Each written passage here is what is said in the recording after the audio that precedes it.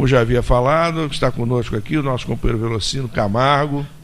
Ele é do Rio Grande do Sul, né?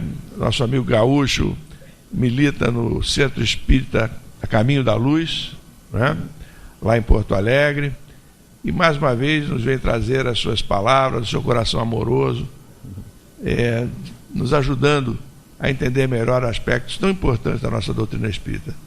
Vamos, portanto, direcionar para ele as nossas melhores vibrações de fraternidade, para que ele possa fazer realmente uma palestra proveitosa para todos nós. Com a palavra, então, nosso amigo.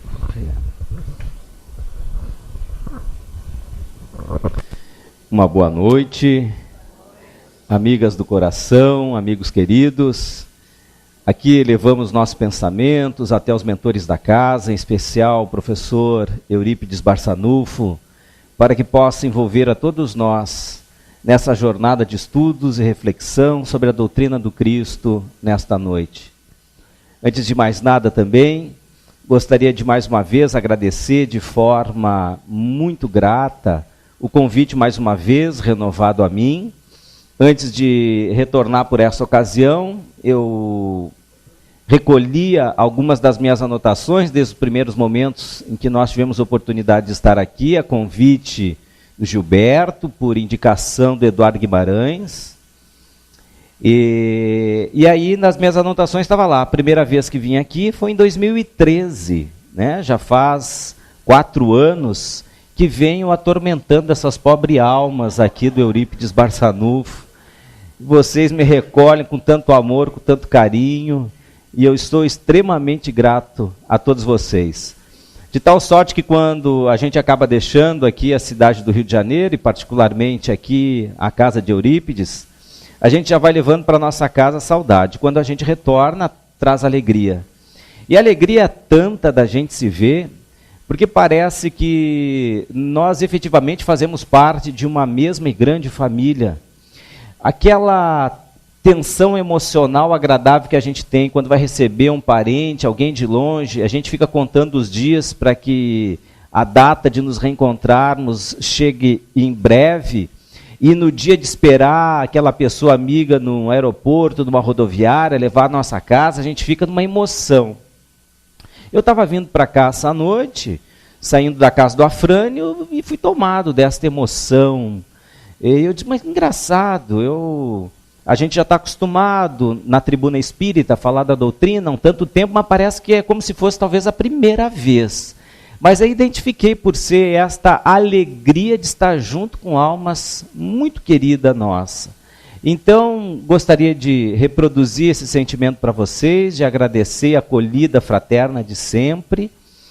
E esta noite, então, nós vamos comentar sobre a superação do sofrimento. Superação do sofrimento.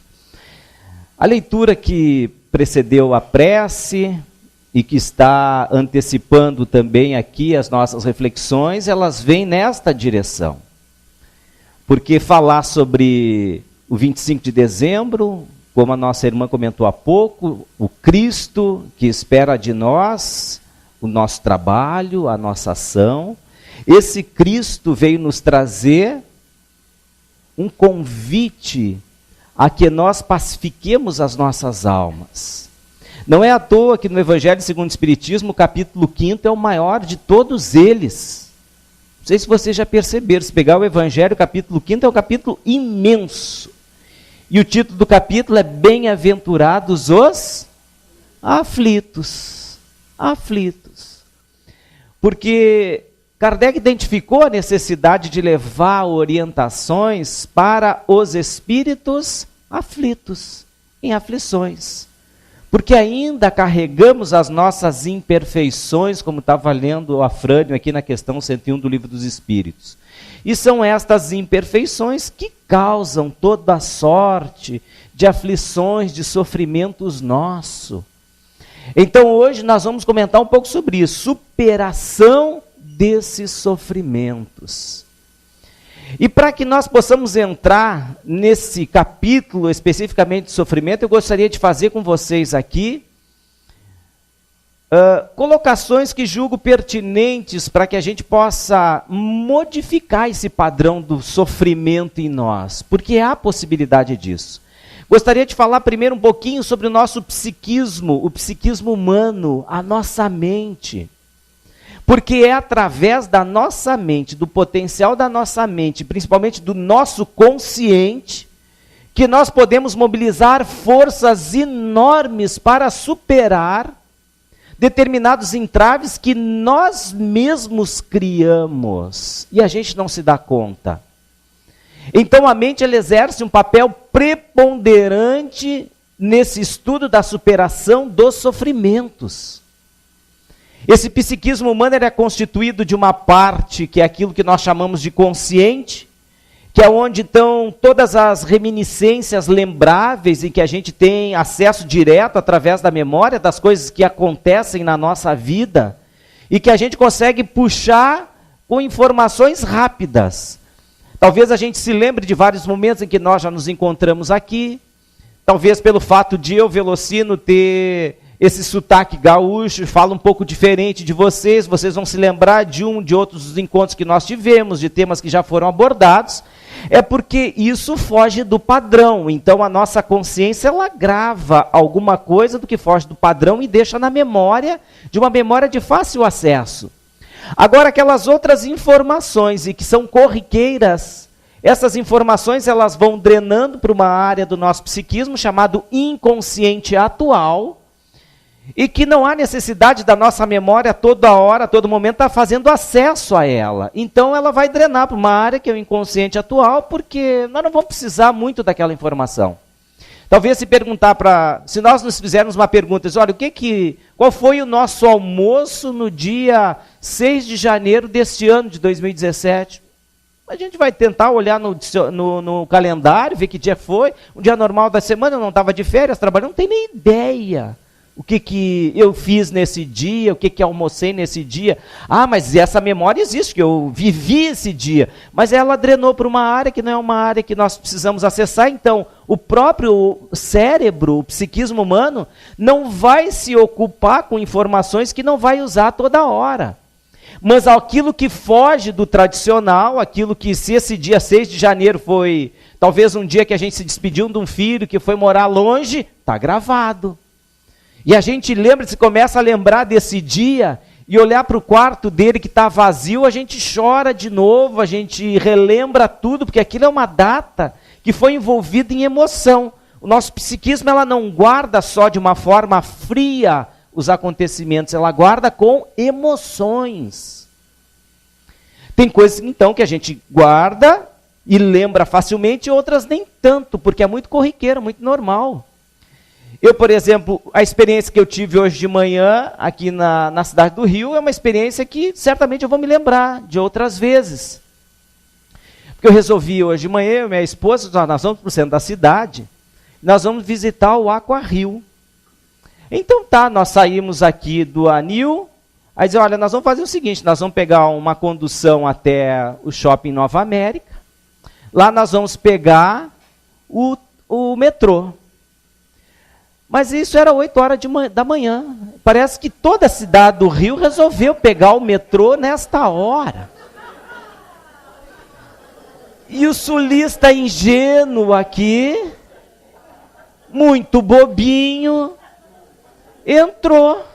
Depois que eu passei a roleta, eu vi a fria que havia me metido, mas aí já era tarde.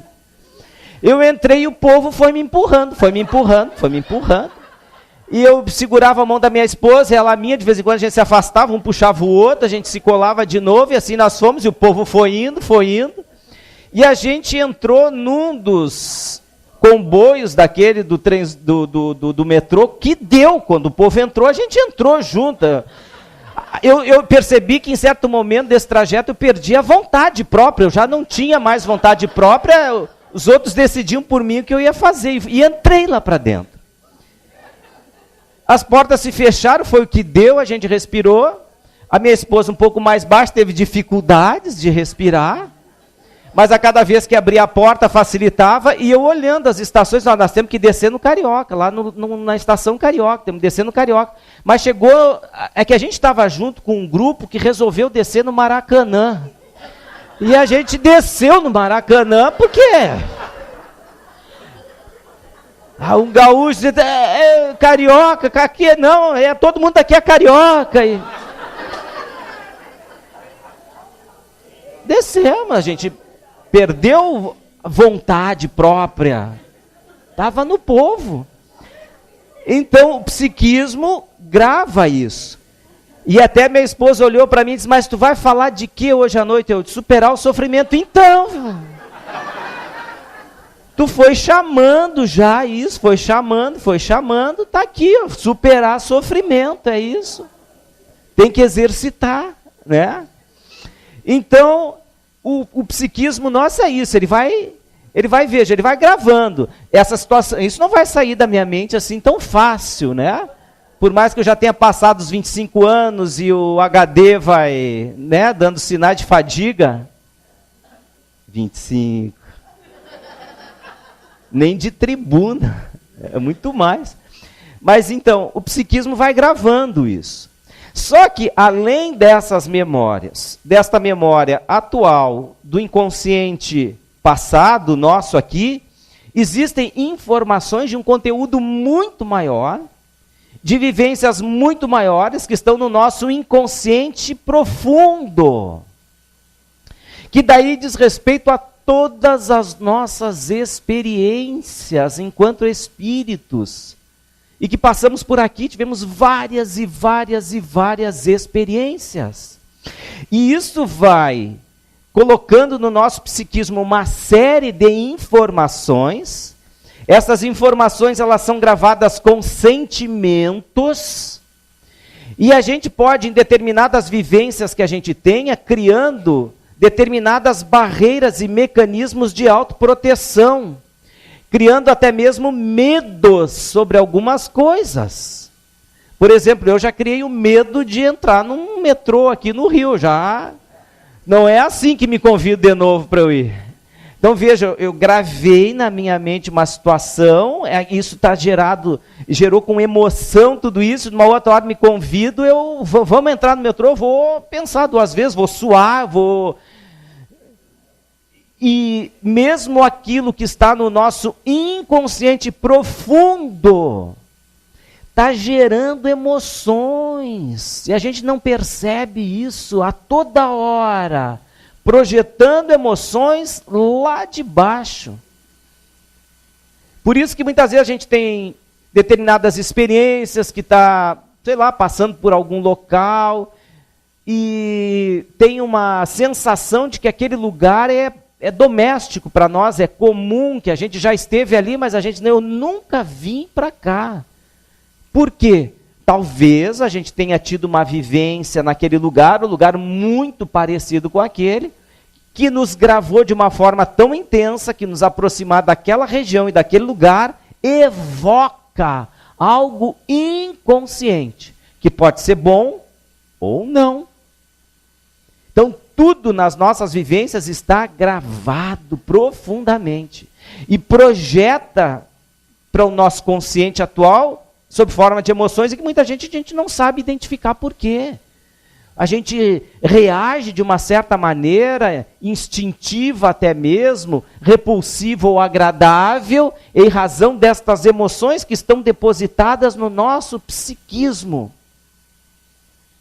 Mas o interessante é que nós que damos a coloração destas informações que estão gravadas. Porque se eu gravar esta informação do que me aconteceu hoje de manhã de forma alegre, isso não vai me causar nenhum trauma. Agora, se para mim isso foi uma vivência que me causou um desconforto muito grande, eu vou gravar essa ocorrência como algo negativo, tintas pesadas, densas, e toda vez que eu evocar isso, eu vou sentir desta forma, como maneira de sofrimento ou de alegria. Mas quem é que está dando a tinta de tudo isso que a gente está gravando? Somos nós mesmos. Nós mesmos. Então o psiquismo exerce uma força tão grande, um poder tão grande, que nem sempre as ocorrências que nós temos do nosso passado, elas são de certa forma, que elas mesmas, por si próprias, têm um poder de gerar esta reação toda. Não, é a maneira como nós gravamos elas. É a forma como a gente grava elas. E muitas vezes a vida vai fazendo com que elas eclodam, para que a gente vá mudando a forma como ela está gravada em nós. Então é por isso, ontem a gente estava estudando a lei de causa e efeito, e um dos casos que a gente estudou era de uma família em que o pai tinha, particularmente para com o filho, uma aversão muito grande. Muito grande. O menino era um menino que, quando o pai discutia com a mãe, ele tomava sempre as razões da mãe, defendia a mãe. O pai se revoltava com isso e agredia verbalmente o menino, chamando ele de palhaço. Agredia verbalmente o menino.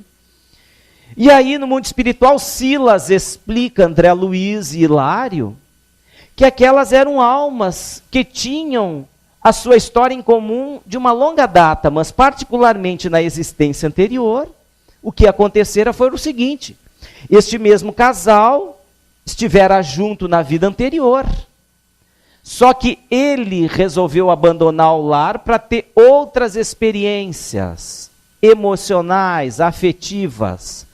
Saiu até mesmo da cidade onde morava, deixou a esposa e teve outros relacionamentos fora.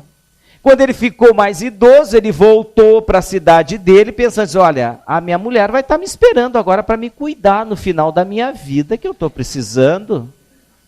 Quando ele chegou, ele se deparou com uma situação que ele não esperava. Ela já havia se unido com um outro homem, e ele ficou desesperado. Quem era agora nesta vida, o filho dele de nome Roberto, era este que fora o segundo companheiro da sua ex-esposa. Por isso esta agressividade que ele tinha com o menino, e por isso a forma carinhosa com que esse menino defendia a mãe, quando sempre o pai tentava lhe agredir. Isso são mecanismos do nosso psiquismo, da nossa mente, de reagir a determinadas situações, mas que estão gravadas na nossa história.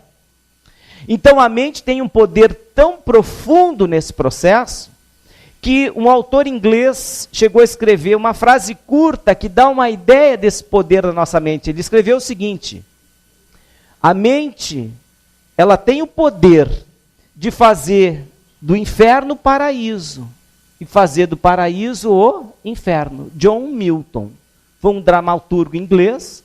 A mente tem um poder tão grande próprio dela, que pode fazer do inferno o paraíso, e pode fazer o paraíso o inferno. Então a gente pode estar no mesmo lugar, no mesmo ambiente. Para algumas pessoas aquele ambiente, aquele lugar é um paraíso. Para outros, aquele mesmo lugar pode ser um inferno. A gente pode estar aqui, para muitos de nós, um paraíso. Para outros, um inferno. Talvez eu vim convidado, fulano me trouxe, meu marido, minha esposa não queria vir, vim meio forçado, tal. Avental do gaúcho, falar, vou lá, aquela coisa toda, mas chega aqui, não está muito legal não está gostando. Para ela está um inferno, para outra do lado está um paraíso. Quem é que está fabricando tudo isso, essas emoções? A nossa mente. Eu posso fazer do lugar um inferno, eu posso fazer do lugar um paraíso. A mente tem este poder. E aí eu lembro de uma outra história, que era um samurai, foi procurar um guru, que vivia em reflexão, filósofo, e ele já no alto da sua experiência como samurai, um guerreiro condecorado, foi à busca de ensinamentos mais profundos, e procurou esse iniciado, esse guru, esse mestre, melhor dizendo. E quando ele chegou lá, ele pergunta para o mestre: mestre, eu queria que tu me explicasse o que é o céu e o que é o inferno. Esse mestre chegou sem se mover, naquela posição de meditação, disse para ele: olha, tu vai me desculpar, mas tu não tens condição nenhuma de fazer uma incursão em assuntos tão profundos do ponto de vista filosófico. E ele já começou a ficar contrariado com aquilo, o samurai. E aí ele continuou, disse: não, porque tu és uma pessoa muito bruta, um homem que se preocupou a vida inteira com batalhas, com guerra, com força, com poder, com orgulho, e tudo isso impede o teu espírito de penetrar em conhecimentos mais profundos. Tu é quase um selvagem. E começou a destratar aquele samurai. E o homem orgulhoso do jeito que ele era, aquele guerreiro, começou a ficar, bufava de raiva. E ele pensou em decepar aquele homem. Ele estava com uma espada afiadíssima, começou a tirar a espada, levantou ela. E quando ele estava prestes a abaixar e separar a cabeça desse homem do resto do corpo, o guru tranquilamente disse para ele assim: meu filho, isto que tu estás sentindo é o inferno. Ele se deu conta da bobagem que ele ia fazer, mas eu ia matar um homem praticamente indefeso, mas ele deu a vida dele para me ensinar. Quase morreu por causa disso. Ele chegou no limite da morte para me ensinar o que era o inferno. Agora estou percebendo, pelo amor de Deus, o que eu estou fazendo. E começou a baixar nele um remorso tão grande do que ele pensava que ia fazer, um remorso tão grande. E aí o guru disse assim: meu filho, isso agora é o céu. Céu e inferno. Ele viveu naqueles poucos instantes estas duas realidades, sem sair do lugar. Quem é que fabricou tudo isso? A mente dele. A mente dele. A mente tem o seu lugar próprio, pode fazer do inferno o paraíso, e do paraíso o inferno. Então, nós temos um poder imenso de definir aquilo que nós queremos para a nossa vida. A forma como nós vamos olhar os fatos que acontecem à nossa volta, nós é que somos os responsáveis por transformar aquela situação em inferno ou em paraíso.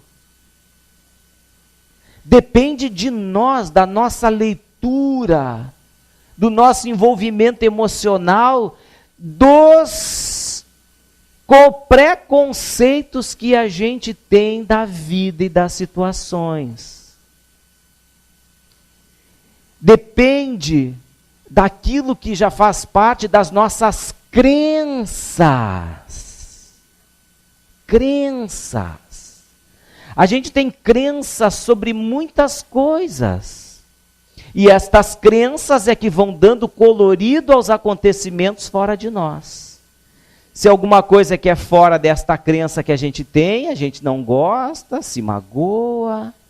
E nós é que vamos mantendo aquela crença e ela é que vai dando todos esses coloridos das coisas que acontecem à nossa volta. Então, quando nós falamos de sofrimento, nós estamos dizendo que nós é que estabelecemos na nossa mente um padrão de inferno. Por quê? Porque a gente faz uma leitura, este fato que está acontecendo, se ele não está de acordo com aquilo que eu quero, eu sofro. Se ele está de acordo com aquilo que eu quero, eu desejo, eu tenho bem-estar, paz, alegria. Então quem é que faz esse processo todo? A nossa mente. Eu tenho um padrão mental que vai ler as circunstâncias. Se não acontecer de acordo com o que eu quero, com aquilo que eu desejo, eu vou sofrer. Se acontecer da forma como eu quero, eu vou ter paz, eu vou ter felicidade. Então, a vida está nos dizendo o seguinte: quando alguma coisa acontece e eu sofro, quem é que tem que mudar? É o fato ou eu? Eu. Porque o fato não muda. O que é real, é da vida. Vai mudar isso? Não vai. Então, quem é que tem que mudar? Eu. Esse é o processo. O sofrimento é um alerta. É um alerta. O sofrimento é uma luz vermelha que acende com buzina. Que está nos dizendo o seguinte: olha, a forma como tu estás vendo esta situação está errada. Sofrimento serve para isso, para nos mostrar que a forma que a gente está vendo aquela situação é errada, equivocada. E quem tem que mudar somos nós. Viktor Frankl, um psiquiatra austríaco judeu, ele foi para campos de concentração na Segunda Guerra Mundial. Passou horrores, sobreviveu. Ele conta as situações pelas quais ele passou, e a gente tem muita noção disso na nossa história. Ele comia 2 pequenas conchas de uma sopa muito rala e 50 gramas de pão por dia.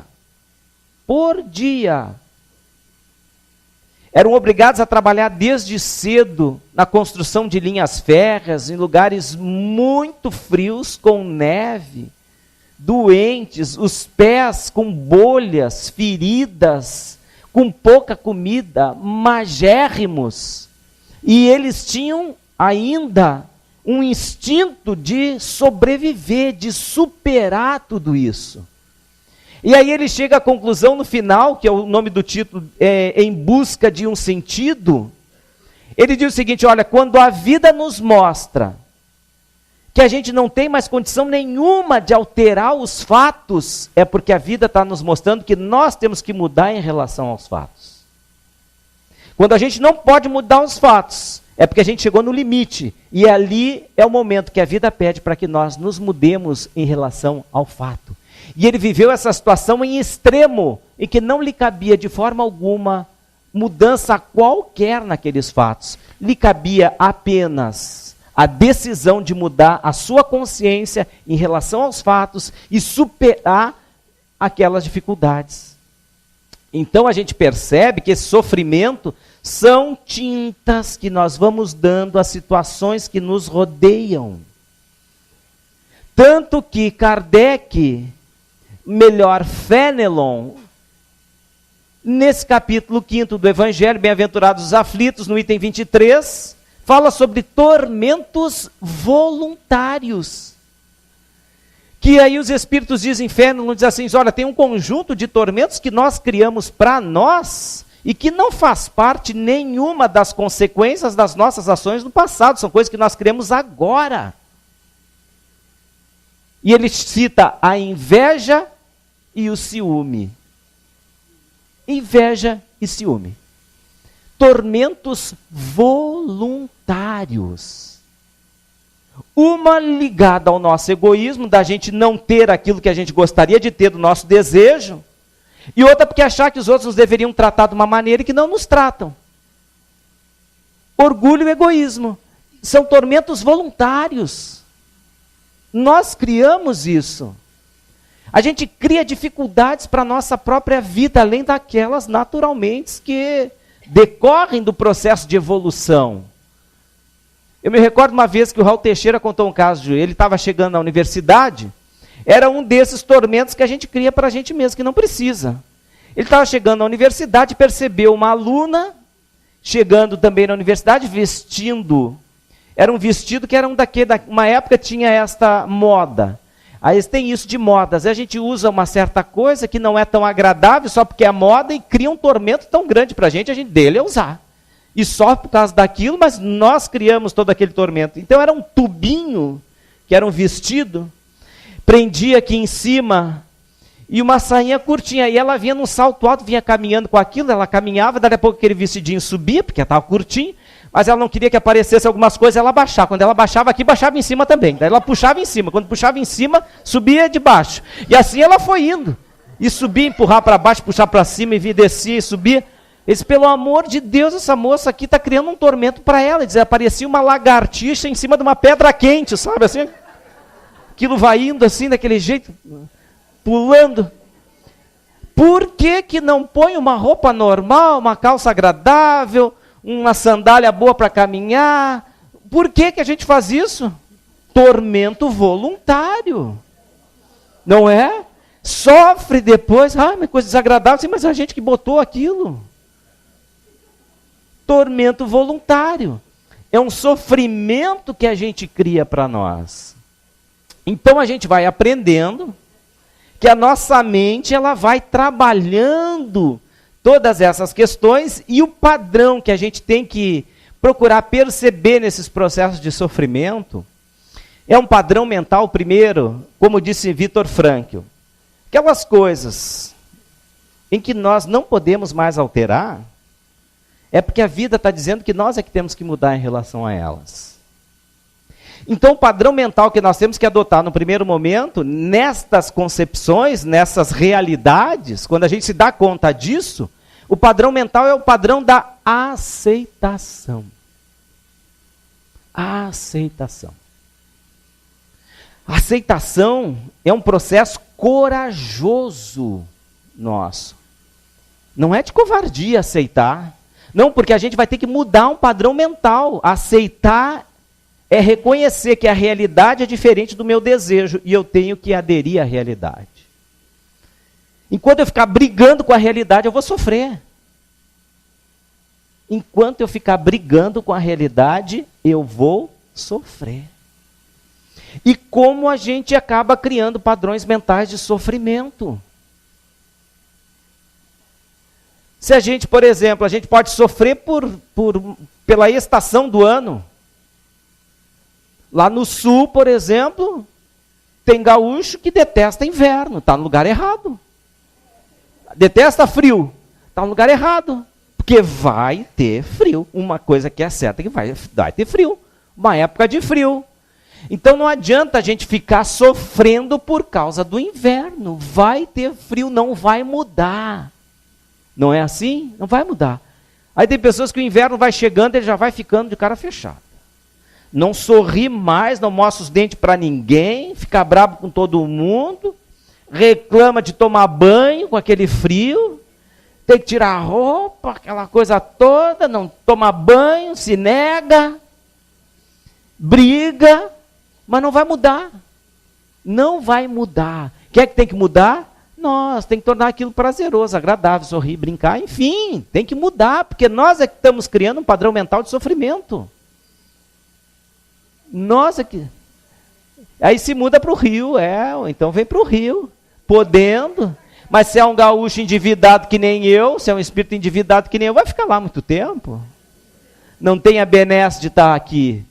Então não tem situações que a gente tem que aderir a elas. Aderir a elas. Esse é o padrão mental de aceitação. Ou pode estar alguém reencarnado aqui que não gosta do calor e fica o tempo inteiro, não é? Se abanando, meu Deus do céu, parece que estou no inferno. Eu vou me esvair em suor, não é? E resmungo o tempo inteiro, mas não vai adiantar, aqui é lugar para fazer calor mesmo, não é? Então a gente tem que aceitar, fica mais fácil se a gente aceitar, não vai mudar. Então a gente vai criando sofrimento para nós, sofrimento. Então a gente tem que procurar conceber a realidade, entender a realidade, nos moldar a realidade. Nos moldar a realidade, aceitar essa situação. Às vezes até com doença a gente tem, vem qualquer coisa, a gente já se apavora, calma, calma. Tem até um ditado chinês que diz o seguinte, não, a gente tem que relaxar, porque se a gente está com alguma doença, a gente vai procurar assistência médica, te acalma, os médicos vão achar, vão fazer um bom diagnóstico, vão te dar tratamento, vai ficar bom, então se tu vai ficar bom, para que tu vai ficar sofrendo? E a pessoa vai dizer sim, mas acontece que pode ser que o diagnóstico não seja dos melhores, ou que ele não consiga me tratar adequadamente, aí a doença vai ser de tal forma que eu vou desencarnar. Diz, bom, mas todo mundo um dia vai desencarnar. Agora chegou a tua vez, mas também se tu desencarnar, tu vai para um lugar tão bom depois, então já passou aqui, tu tinha que passar, já passou e tal, tá voltando. Diz, mas eu posso morrer para um lugar ruim. Vou morrer, não vou para o céu, posso ir para um lugar ruim. Zé, mas também, pensa bem, tu vai piorar, vai morrer, mas tu vai para o inferno, Mas lá também tu vai encontrar tanta gente conhecida, até botar as fofocas em dia, tu já esqueceu que está por lá. Pronto, e a gente vai falando, dá risada e toca adiante. Não é? Não deixa aquilo tomar conta da gente. Então é um padrão mental de aceitação. A gente vai brincando, vai aceitando, vai sorrindo. Não, Deus é que sabe, a gente está na mão de Deus, se estiver na hora de voltar eu vou. E vai brincando, e vai brincando. Porque não fica pesado pelo sofrimento que nós criamos para nós mesmos. Ou então o que é o sofrimento que a gente cria quando a gente torce por um determinado time de uma forma assim visceral. Não é? Ou é colorado ou é gremista. E pior ainda, né? Porque geralmente quando a gente tem uma torcida visceral como essa, a gente quer duas coisas ao mesmo tempo. Quer que nosso time esteja muito bem e que o outro esteja muito mal. A gente quer essa dupla euforia. O nosso time no ápice e o outro lá na rabeira do inferno, né? A gente quer essa dupla alegria. Então, a gente não percebe que a gente está criando um padrão mental de sofrimento para nós. Porque pode ser que quando o nosso time está mal, nós vamos sofrer, porque a gente quer que ele esteja sempre lá em cima. Ser infantil, ele não vai estar nunca sempre lá em cima. Mas quando ele não está, a gente sofre. Bom, a gente já sofre quando o nosso então não está lá em cima. E se o outro que a gente odeia sobe, aí nós sofremos duplamente. Porque o nosso está no inferno e o outro está no céu. A gente está sofrendo duplamente, não é? Que nem lá no Sul agora. Quem é Colorado, o Inter estava na 2ª divisão e o Grêmio ganhou a Libertadores. O Colorado, quem é, sofreu duplamente. Né? Sofreu que o time estava lá no limbo, está conseguindo se levantar lá, e o outro time está lá em cima. A mesma coisa aqui no Rio. Flamengo e Vasco. Não é assim? Aí fica se atacando um ao outro, o Vasco está bem, está lá em cima, e tá da zomba do flamenguista que está lá embaixo, daqui a pouco muda, assim, dá tchauzinho um para o outro, sobe de novo. Meu Deus, a gente sofrendo, criando sofrimento para nós mesmos. E ainda para um grupo de gente, que pobrezinhos, os salários estão atrasados, ganham pouco, que nem professor, né? É uma coisa assim. A gente dá um valor tão grande, aposta as nossas fichas, toda a nossa felicidade em cima disso. Às vezes a gente termina um domingo para baixo, deprê, né? Vai ter que tomar Prozac. Não é? Porque aquele final de semana foi um desastre para o meu time. O que vai ser na segunda-feira? Vão zoar de mim, aquela coisa toda e tal, e a gente já entra em parafuso no domingo, final de domingo. Dor de cabeça, gastrite, diarreia. Quem é que está fazendo isso? A nossa mente.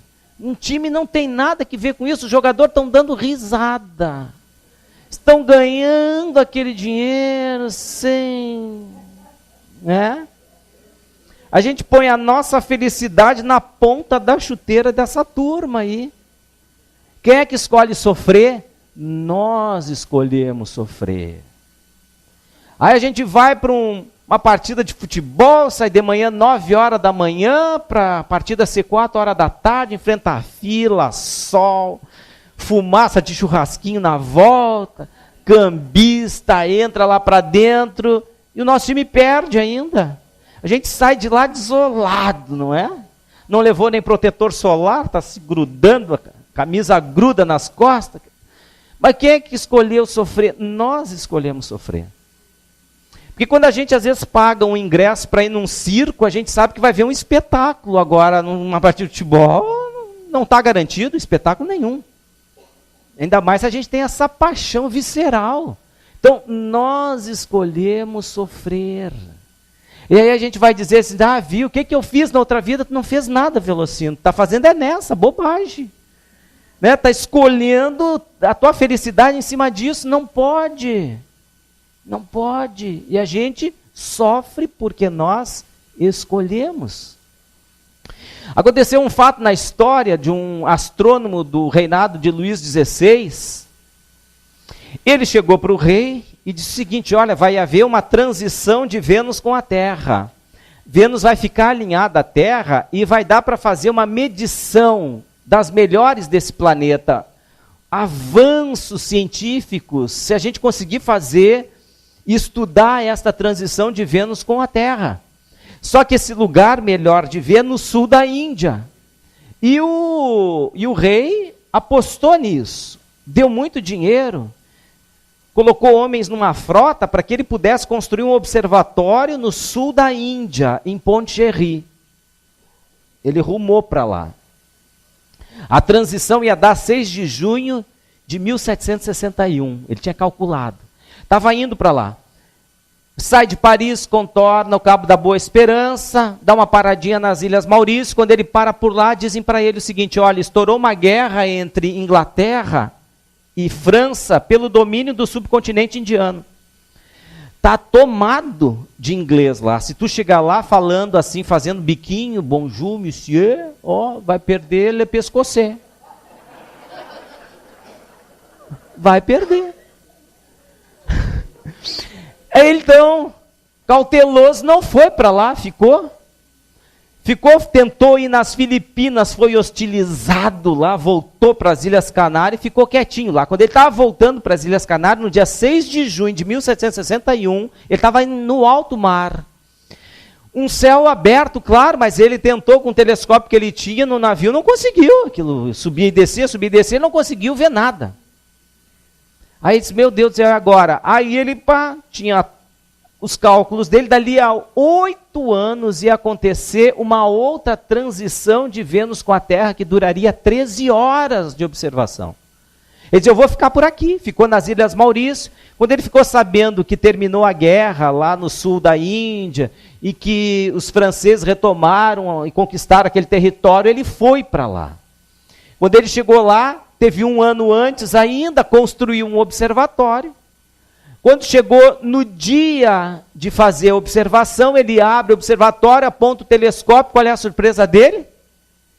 Estava nublado. Nublou. Aquela nuvem imensa se interpôs entre ele e o astro. Ficou praticamente às 14 horas ali. Depois que terminou a transição, abriu, mas não deu, acabou a transição. O homem teve uma disenteria violenta, quase desencarnou lá, porque ele ficou, meu Deus, sou o homem mais azarado do mundo, ficou 1 ano em tratamento lá no sul da Índia. Quando ele tentou voltar para casa, já era quase 11 anos depois, o navio dele passou por um furacão em alto mar, quase naufragou nas costas da África. Conseguiu chegar depois em Paris, 11 anos depois, o que aconteceu? Naquela época, não tinha Facebook, WhatsApp. Não conseguiram avisar que ele estava bem, a esposa achou que ele tinha morrido. E fez um processo lá de morte presumida, e ela casou de novo. E ele tinha perdido a profissão dele como astrônomo do rei. Então passou para a história como o homem mais azarado do mundo. Sofrimento que a gente cria, por quê? Porque depende, para eu ver o astro, depende de estar uma noite boa. Eu não posso botar todas as minhas fichas nisso. Então o primeiro padrão mental é de aceitação. E a gente tem que aprender a aceitar várias coisas na vida que a gente não pode mudar. A gente muitas vezes tem que aceitar o trabalho que a gente tem. Se a gente puder amar o nosso trabalho, melhor ainda, porque dizia Confúcio, se tu amar aquilo que tu faz, tu não vai trabalhar um único dia na tua vida, dizia ele. Porque tu ama aquilo que tu faz. Então diminui a probabilidade de nós sofrermos. Mas agora, se a gente não se ajusta, não se adapta bem com aquilo que a gente está trabalhando, a gente tem que pensar, então vamos qualificar para sair, arrumar um outro emprego. Mas veja, a gente cria às vezes um padrão mental de sofrimento que a gente diz assim: não, mas eu tenho que sair. Ah, não, mas eu não posso sair porque eu não posso abrir mão desse dinheiro. Tá, então fica. Não, mas aqui também não está bom. Tá, então sai. Não, mas eu... Então veja, a gente fica naquele, nem sai, nem quer ficar, fica sofrendo. Não tem coragem muitas vezes de sair, de aventurar, de ir adiante. A gente cria um padrão mental de sofrimento. Ou então, se eu tenho que ficar, diz, olha, não posso sair, Já sou casado, tenho filhos, não posso abrir mão disso, arriscar na altura do campeonato. Se eu fosse jovem, morando na casa dos pais, tudo bem. Hoje em dia eles aventuram tanto, até lá pelos 30, 40 anos, e vão aventurando, né? Vão ficando em casa. É a geração koala, né? Vão ficando e vão aventurando. Papai, quero fazer outro curso, eu não sei o que, vão aventurando. Mas quando a gente está casado, filhos, bom, mas então, se eu não vou mudar, não posso mudar agora, deixa eu aceitar isso. Eu tenho que aceitar. Eu tenho que olhar algo positivo naquilo que eu faço. Eu sou útil dentro da minha atividade. Não, mas eu tenho um chefe que é o Beuzebu encarnado. Não, mas eu vou fazer oração para ele, vou levar para o centro o nome dele, né? Vou dar uns passes nele. Tem um que eu conheci que dizia assim, eu dava passe no meu chefe, ele, olha, me azucrinava. Às vezes eu passava por trás dele, ele não via, eu estendia a mãozinha assim, e passava de novo. Eu digo, tá, e aí? Deu certo. Era ele querendo me atormentar e eu querendo o bem dele, e eu venci. O bem sempre vence. Então a gente tem que botar força nisso, dar passe no chefe da gente, passa por trás, assim como quem não quer nada, estende a mãozinha e grava uma frasezinha do evangelho e ali, aquela hora ali. É um padrão mental de sofrimento que a gente cria, mas a gente pode desfazer. A mente tem o seu lugar próprio, pode fazer do inferno o paraíso e do paraíso o inferno. Mas a gente tem tantas outras situações pelas quais muitas vezes a gente tem dificuldades. E a gente tem que criar, a gente já falou da questão da saúde. Então a gente cria um padrão mental, porque eu não posso me identificar com o meu corpo. Eu não sou o corpo. Porque senão a gente diz assim, eu estou doente. Não, não estou, é o corpo que está. É o corpo que está. A gente vai passando, tu está bem, sei lá, a pessoa está lá com quase 90 anos, fulano, tu está bem? Eu estou bem, o meu corpo que não está lá essas coisas, sabe? Mas eu estou bem. Porque a gente tem que superar isso, faz parte da vida, então a gente tem que superar. O pai de uma amiga minha dizia o seguinte, olha, Velocino, sabe que depois dos 80 anos muda a forma da gente tratar uns aos outros? Eu digo, como assim? Quando vocês se veem, não se cumprimentam mais, fulano, como é que vai? Não, depois dos 85, por aí, não é mais. Como é que é? Não, a gente olha um ao amigo, o outro diz assim, oi fulano, onde é que dói? Porque cada dia dói num lugar, vai doendo e a dor nunca mais é a mesma. Semana passada, vem cá, aquela dor nas costas, lá, aquela melhorou, mas agora eu estou uma no fígado aqui que está me arrebentando. E ele brincava, onde vai, onde dói, tanto que o Gilberto brinca, que ele disse assim para mim, Velocino, esses dias eu acordei sem dor nenhuma, eu digo, desencarnei. Eu fui para o outro lado, eu estou sem dor nenhuma, eu tenho que ter uma dor. A gente acorda com dor, a gente tem que brincar, isso transforma mais leve. Agora, se a gente ficar naquele padrão mental, senão não posso ter dor nenhuma, não posso sofrer nada, vai viver sofrendo, porque vai ter sempre uma dor. Vai ter. Então tem que relaxar, desopila, é assim. A realidade é essa. Eu não vou mudar a realidade, então eu tenho que mudar em relação a esta realidade e deixar as coisas mais leves. Um amigo até dizia o seguinte também, diz, olha, Velocino, na nossa idade aí, 80 anos, já percebeu que a gente está sempre com um livrinho debaixo do braço? Sim, o que é? É o Novo Testamento, alguma coisa assim? Não, é o livrinho da Unimed, a gente tem sempre um... tem um médico para sugerir para os amigos, porque as nossas, aquilo que a gente gosta vai mudando com o tempo. Quando a gente era lá, 18, 19 anos de idade, a gente encontrava um amigo e dizia, olha, minha namorada é a coisa mais linda, eu vou te mostrar e tal. Era esse o assunto da gente. Não é? Lá pelos 40 anos, 45, a gente, fulano, eu sei de um restaurante, faz uma picanha, não é? Aí depois, lá pelos 70, olha, o meu cardiologista, eu vou te contar, te recomendo. E assim é.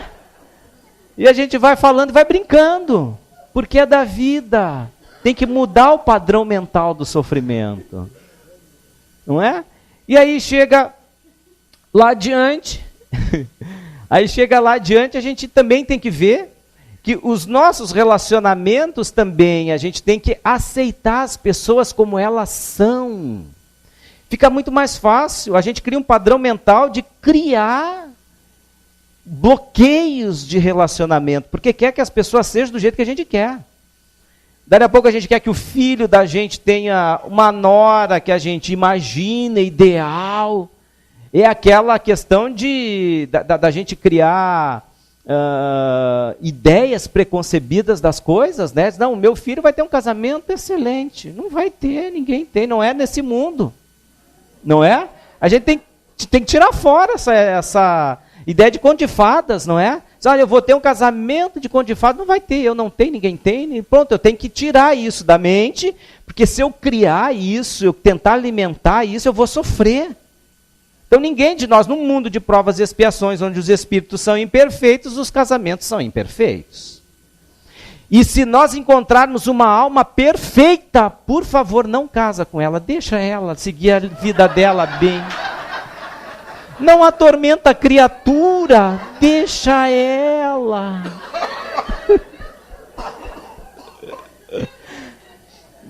Né? Deixa ela, não atormenta. Então, é padrão mental, a gente cria. Então assim, ó, abre mão, abdica, solta, libera, não é assim. A gente vai encontrar dificuldade, porque a dificuldade não é o outro, a gente sabe, a dificuldade está dentro de nós. Está dentro de nós. Então a gente tem que abrir mão desse conto de fada. Isso não existe, é conto de fada. Eu vou esperar o cavaleiro, o rei, o príncipe ideal. Não vai ter, não vai chegar. Se chegar, não é para nós, né? Então a gente tem que abrir mão e entender da realidade e aceitar as pessoas como elas são. Por isso que os judeus diziam o seguinte, nas uniões deles, eles diziam o seguinte: eu amo com quem eu casei. A gente tem que aprender a amar com quem a gente casa e não casar com quem a gente ama. Esse amor não existe. A gente tem que aprender, diziam os judeus, nós amamos quem nós casamos, quem a gente escolheu para estar ao nosso lado. Aí a gente vai aprender, isso aí é a escola do amor, é para isso. Então a gente tem que fugir desse padrão mental do ideal que não existe, cai na real e trabalha no amor, que é modificar as nossas imperfeições. Né? A gentileza vai gerar gentileza. Trata a pessoa com gentileza, o esposo com gentileza, e tu vai ver os frutos disso no futuro. Mas é um exercício que a gente tem que fazer. Agora a gente não muda. Aí o outro muitas vezes pode se mudar. Né? Se a gente não muda, talvez o outro mude. Muda de CEP, daí, né? Vai mudar. Então a gente tem que aprender. Até chegar num padrão mental também de aceitar as coisas como elas são na vida, como a gente é.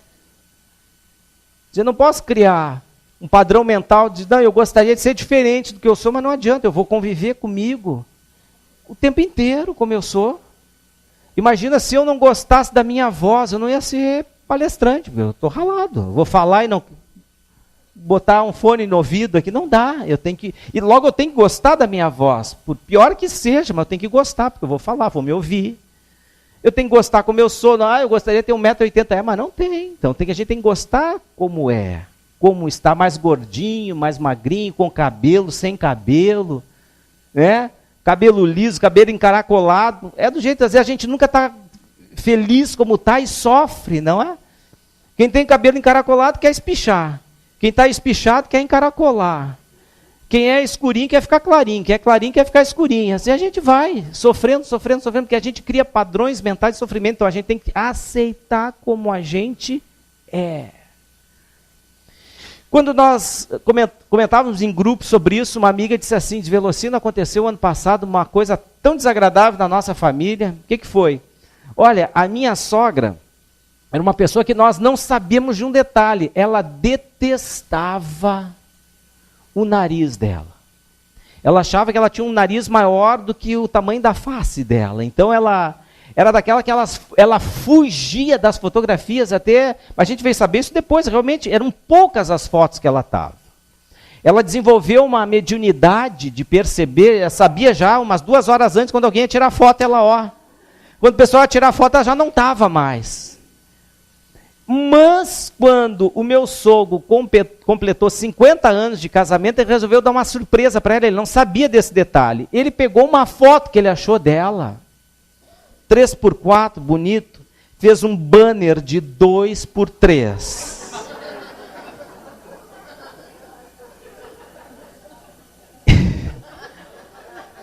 Vocês estavam na festa, não? Acho que vocês estão imaginando o que aconteceu. 50 anos de casamento, uma festa, chegou a hora dele dar o presente, ele abriu o banner na frente, todo mundo, os convidados, a mulher saiu chorando, quase acabou o casamento. Se numa foto 3x4 ela já se sentia horrível, imagina um banner de 3x4 metros. Essa mulher foi embora chorando, quis acabar com o casamento. Vejam, a gente cria um padrão mental de sofrimento, mas a gente vai ser assim, não adianta, a gente tem que se gostar do que é.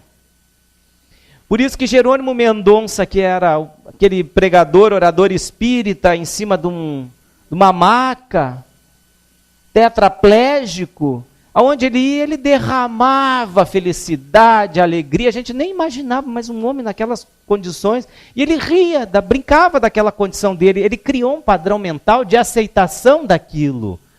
Porque a gente é que cria sofrimento para nós. Aí ele dizia o seguinte, aconteceu uma vez eu no interior, lá na minha cidade. Fui ao cinema quando começou o filme, aí as pessoas do cinema colocaram a minha maca no corredor. E uns 5 minutos depois entrou uma moça. O filme já tinha começado, então, claro, a gente vem lá de fora, a pupila pequenininha. A gente chega lá dentro, aquela escuridão, até a pupila se acomodar, ela saiu tateando e tropeçou na maca dele no meio do corredor. Quando ela se levantou, ela viu quem era e conhecia, porque ele era um amigo ali da cidade. E ela, irritada, porque tinha caído no chão, derrubou bolsa, se machucou, ela disse assim: que paralítico infeliz esse para ele. Eu vou no parque, tu tá no parque. Eu vou no campo de futebol, tu tá. Eu venho no cinema, tu tá, mas infeliz, que coisa séria. Ele olhou para ela e disse: mas minha filha, o que eu vou fazer se tu não para em casa? Que culpa eu tenho se tu não para em casa, minha filha? Viu? É um pouco mais fácil isso, não é? Não aceita a provocação da criatura, não é? É dela, é para ela, tu não vai aceitar isso, devolve. Não é dela, deixa para ela isso, esse sofrimento para ela, não torna isso um peso para ti. Mas para isso a gente não tem que ter aquela ideia de coitadinho, não tem que ter. Não tem que ser coitadinho nenhum, ninguém é coitadinho de nada não. Cada um está passando aquilo que tem que passar e todos nós temos os nossos problemas. Bem-aventurados os aflitos. Por isso que encheu hoje aqui, né? Bem-aventurados os aflitos. Então é isso, a gente tem que rir. É isso, vamos tocando para frente.